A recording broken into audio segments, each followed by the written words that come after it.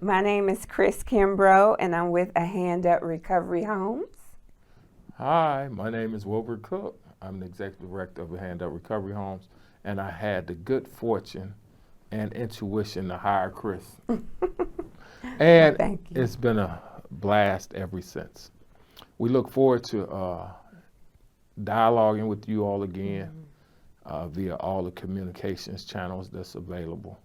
We look forward to helping with the gun violence reduction throughout North Lawndale, East West Garfield, and Austin. We're increasing our services in East West Garfield and Austin now, and we've had a very good presence in North Lawndale, and I think we've had an impact in all those areas. But Chris, how you feel about the different things we've done over the last few months we've been away? We've been having several different events. We just recently had a discussion on grief and depression during the holidays, which is very prevalent in our area. We had a coat giveaway, and we were able to help a lot of people that were in need. We've been, and please forgive me because I don't remember all the different events, but we've been having a lot of different events back to back to back. Mainly, just trying to get out to help the community. Right. There are a lot of people that have so many different needs. Right. And because of the drug, addiction problem that's in our neighborhoods, a lot of that does lead to frustration and anger. And of course, people are so short-tempered, they do tend to go into the gun violence, because of that. If they're, sometimes high or drunk or whatever, and they get angry at someone over the smallest little thing, then, it's easier to grab a gun rather than, put up your dukes anymore. All right. I know that sounds bad, but it's true. It's true. And unfortunately, it's a serious reality and it's a sad reality, people no longer box each other to the finish or till somebody says they give or somebody is kind of knocked out or almost knocked out. Right, people are scared now, to fight. but the shooting kills people, maim people for life. Right. Destroys families so much more. A bruised ego. And the other problem is if they happen to fight, the other guy, you gotta consider killing him because he may come back to kill you. Right. It used to be, if he came back for a rematch like they do in the boxing arena. Exactly. The professionals, can I get a rematch? But now, no, you try to show some mercy in what is an argument turned into a little street brawl fight. And then it escalates so fast. Or somebody in the crowd hands somebody a gun. Right. Or I've seen it where they get to arguing over the girls and the guy come back and shoot the other guy. His brother come back, shoot the guy. Now, brother in jail, the other guy dead, the other brother tore up, and the lady still don't want to go back to him. So she done went in a whole direction, but mentally, emotionally, you done messed everybody up. Right. And so it's been some terrible dynamics due to gun violence. And that's just a tip of what we know and I know. But I'm in one of the worst corridors, and I've lived and worked in it doing recovery services for over almost 20 years now on Van Buren and Pulaski, which is the West Garfield by a smidget. And we're the beginning of West Garfield, and we have what has been known by the federal government, the state government, the county government, the city government as the heroin highway, and they've all written about it for nearly 30 years and have just started since the fentanyl epidemic to really pour more resources in. How can you document? And then they wonder why sometimes African Americans think it's a conspiracy.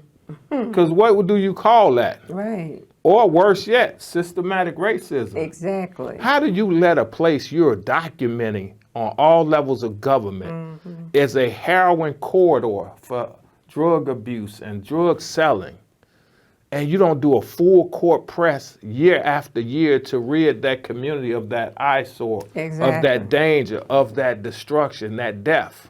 Where are they getting the drugs from to And begin with? I hate to imply it, but there's so many other people in our community dying in the neighborhood now that are not black. Is that the real reason now you're getting a full court press to save lives? Right. Because so many other ethnic groups are over there dying now.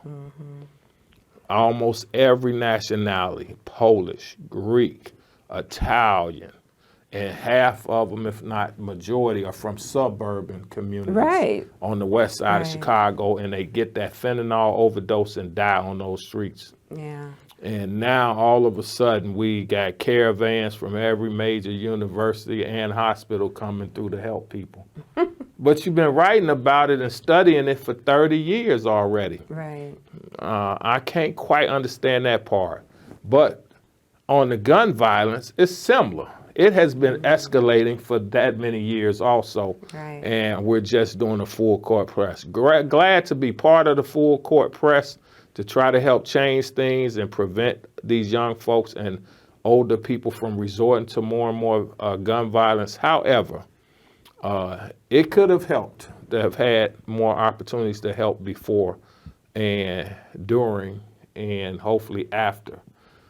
But I think a more important point I want to mention is the two gentlemen that came to start our trainings and workshops so we could see where we at as a staff in order that we could work with more engaged young folks and others that are engaged in carrying the guns, Right. using the guns. Right. For day-to-day operations, whether it's in the drug selling business or day-to-day operations, because that's how they living in the fast lane. They could be gamblers. They could be selling other street merch, clothes and all that, but they don't want to be robbed, so they packing, as we Right. say. They got their piece ready to use if somebody want to take their money they work for, even when they trying to be halfway legit, and praying for the vendors on 26th Street and Cermak now that keeps getting robbed Yeah. at gunpoint. Thank Absolutely. God hardly any of them have been seriously hurt or shot, but it's a matter of time if people keep pulling out guns that one is going to go off. Right. And usually that means some life has been altered. Exactly. So we're going to keep working in our corridors, but T.O. Hardiman came by, talked to us a few hours about the 20-year history he's had since him and Slumpkin at the University of Illinois Chicago started Ceasefire together, and he grew into nonviolent interrupters. And then some of his offsprings have helped create another organization, the Institute for Nonviolence. They became part of that project. Then other people that worked with T.O. 20-some years, 25 years ago, when he was on the forefront of helping develop Ceasefire, they are now in Eclipse organization. It's another gentleman in his early 30s that's doing another organization in Inglewood, Danya Smith. Then you got my guy Robert White that works with Eclipse, and LaVon Stone is one of the executives that I met at an event a few months ago. We still trying to touch bases with, but Robert White came right over and talked to us real frankly about how to work in the streets with these young fellas. Right. But we're at a disadvantage. I have a staff that's loaded with people who know people that shot folks, a few that killed folks, but none of them were gunners. None of them were what we call the security. Right. They weren't charged with carrying the pistols or shooting them if need be. And nowadays, organizations have to start adding those to do more gun violence services and to intervene more directly. And we're charged with having to make a shift in the next year. There are some shifts we've tried that we're just not ill-equipped for. We can help with the substance abuse. We got a half dozen workers who know people, have relationships with those with substance abuse. We can help teenagers to get connected to housing. But when it comes to intervening in the conflicts out there, we need a few more people with different skill sets. We're working on it. We're building those relationships.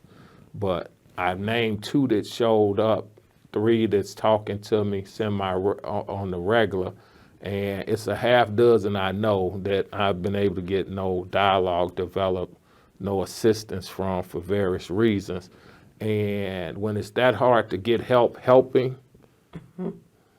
and they already know you on the firing line, because some of the people that haven't responded, other than T.O., I've known 15, 20 years already. I don't know why they didn't respond. I met Robert White through another gentleman I knew 12, 13 years. He called Rob, told him he gonna give me his number. I called Robert the next week. Robert was there, and Robert's been there every week. And Robert's shown us clips they doing on the issues that's facing the South Side and how he wants to work to help bring some more media attention and focus to the West Side. We got an event, Martin Luther King Day. Man, we got to try to have that next week, the flyer for that event about this movie, Love Is Not Enough. Oh, yeah. And Robert sent us that info, and it's about dealing with the violence and gun violence that's prevalent in Chicago and across the country. Right. That in spite of our love for these young men and their families' love, that sometimes it's not enough because there's so much brokenness. Yes. Brokenness. And Chris, maybe you want to talk a little bit more on that part, some of the brokenness you've seen, noticed, and then the changes even where you live that was relatively unscathed for 30 years because of the 2-parent homes and hardworking single parents, and the community environment was more positive. And as homeowners leave and shift in various areas, including where you grew up, some of the other dynamics, the negative stuff starting to be an influx into the block and around down the street. And it used to be one of the most beautiful areas in the city. Yeah. Wasn't thought of in North Lawndale to have areas that beautiful and that free of negativity and drug dealing and gang members. But now there's been a shift from the corridor, 16th Street, Cermak Road, into the neighborhood. Right. You know, 19th Street, 18th Street, and the different other blocks that used to be manicured lawns like Beverly and Chatham. But that's in North Lawndale. We had some of those blocks. We grew up and lived and played on some of those blocks. Absolutely. And we're trying to get back there and help this group get there. But you want to talk about some of the brokenness and things you've seen in the people that's helping create the gun violence. You know, well, to start off, our organization has outreach workers that actually go out into the streets, into the trenches, and talking to the people and finding out what their needs are. And a lot of the people that we interact with, they don't even live in our areas. You know, we've had so many of them from other different neighborhoods, but they come over there to get their drugs. And, you know, they participate in other violent activities as well. Like Wilbert was saying, yes, I did grow up in a nice manicured neighborhood. It was clean, no violence and crime or anything going on over there where I grew up. But when they tore down Cabrini Green, there were a lot of people who were displaced rather, and you know, they started moving in all over the city. There were a lot of them that came over to my area, and then after Hurricane Katrina, there were a lot of displaced people coming from New Orleans and everywhere, coming to our area as well. And then they started bringing a different dynamic to my neighborhood. And then there started to have drugs and, all the loud parties and fighting. And then you start hearing gunshots like almost every night. Literally to this day, I hear gunshots every single night, and that started, almost 10 years ago.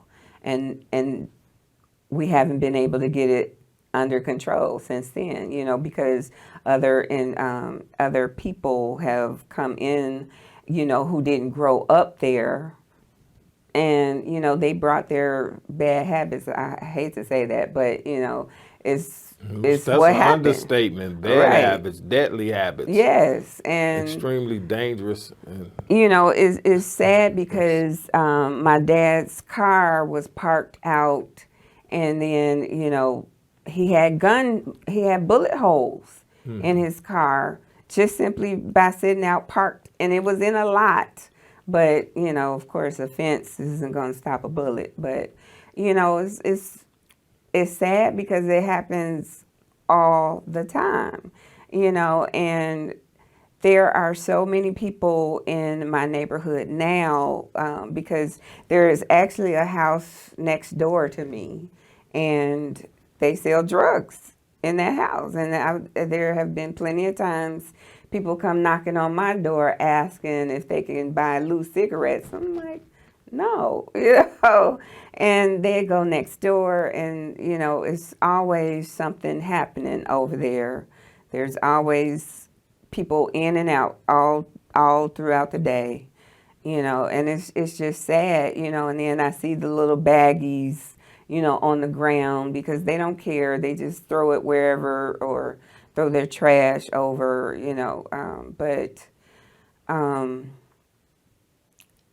it's just trying to be a good neighbor. I'll speak, and, hi, how are you doing? Have a good day, all of that, and some of them won't even speak back, just out of common courtesy, But I can. common courtesy. You're right. It's It's a not lot of common. courtesies aren't what they It is used not to be. common. You're and right. they're not as common, and people's desire to be reciprocal in Yes. positive and greetings aren't quite the same. Mm-hmm. And some of them probably use a few of them negative greetings to each other faster. You're right. They looking at you like, where you come from with Right. a positive, greeting, and Exactly. because they used to negative. You my this or that. Mm-hmm. You my itch, my stitch, Right. my knee. I never even thought about that. Some of them is like, if you ain't saying that as a greeting, where you come from? Right, In our right. own neighborhoods, we And they grew look up at me in, crazy they look at us afterwards. like we almost aliens. Right. They do. When they They'll on the just rough, stare when at they on the me. rough side of the track, sometimes Yeah. your good English make you an alien. But I'm country is all outdoors, so what city dwellers know about the country? you're right.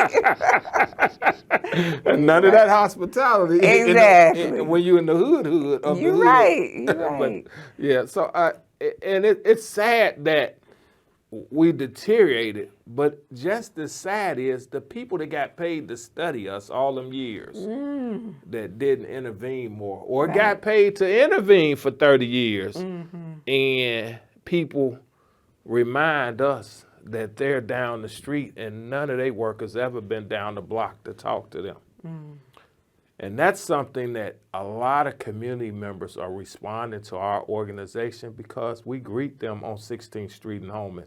We greet them on Roosevelt Road in Holman. We greet them on Douglas and Holman. We greet them on 15th and Sawyer. Our people greet people on the blocks, on the street corners they live in. Absolutely. After the shootings, we're out there on occasions, on the block, a block and a half away, a quarter block away, praying for them, praying with them, trying to get them network to services, housing, substance abuse, jobs. And our number one program we promote is CTA, training for ex-offenders. Yes. As long as it's not a violent crime or sexual crime, CTA has one of the best second chance programs in the United States of America. Why? Because Chicago's Congressman Danny K. Davis has been a lead advocate for Second Chance and passed a bill in 2007 that's national. Right. Plus, Republicans and Democrats, we know politically, have been in and out of jail. So they need they want their second chance, so they more helpful to others now. Right. Right. You know, so and then the other one is West Town does training for carpentry, training for forklift, training for woodwork, like building cabinets, things. They have other training. People that's small businesses, if you have small restaurant business, go over to the neighborhood hatchery on Kedzie and Lake Street, and you can they got cooperative kitchens set up there, where you can pay a fee to use commercial kitchens to help expand, and you don't have to burn out 5 stoves a year from at home. So and be out another 10,000, and then buying another stove because you're cooking all this stuff repeatedly. You can go there, use their kitchen, preserve the family stove for the family and the neighborhood, and do your business and upscale it. So there are various things we try to do to promote. In the future, we're going to try to create a barber school and so we're going to get some people that formally know how to teach hair braiding and different things to help enhance the positive skill sets we're able to bring to people that will help them build a positive stream of income. Right. And you want to wrap us up, Chris? Absolutely. Bottom line is, a hand up, Recovery Homes, we're just here to help. No matter what your need is, and even if we're not able to supply whatever type of help that you need at the moment, please believe that we do our research and we will try our very best to get the help that you need. Whether it is counseling, rehabilitation, job training, housing, anything, under the sun, that people need, we are here to help. That's just our business. That's what we're in here for. And if you're dealing with any mental, emotional health issues that could perpetuate you using a gun, please first seek out I Am Able at Holman. I don't have the exact address, at Holman and Roosevelt. I Am Able, under the leadership of Pastor and Dr. Carol Vessel, and or Habilitative Systems, HSI, that has a trauma center on Madison and Keeler, roughly. And then they also are in conjunction with the Bobby Wright Mental Health, also consider them, and HSI, which has a myriad of services that help you. And when you have experiencing traumas, let's not let trauma start drama that ends up in gun violence. Absolutely. But let us address the emotional, mental struggle. Yes. With or without pouring alcohol or drugs on it. You can get help for it before you become a victim and or perpetrator of gun violence. Yes. We thank you for your time. It's been a plum pleasing pleasure, as my buddy Les Brown say, to be of service to our community and the city of Chicago and the county of Cook and the state of Illinois. That's right. With the money coming from American Rescue Fund, Harper. So thank you, JAC, IDHS, and Harper, American Rescue Plan Act, that funded our group to be able to do more intervention in gun violence throughout the west side of Chicago and elsewhere. Peace out.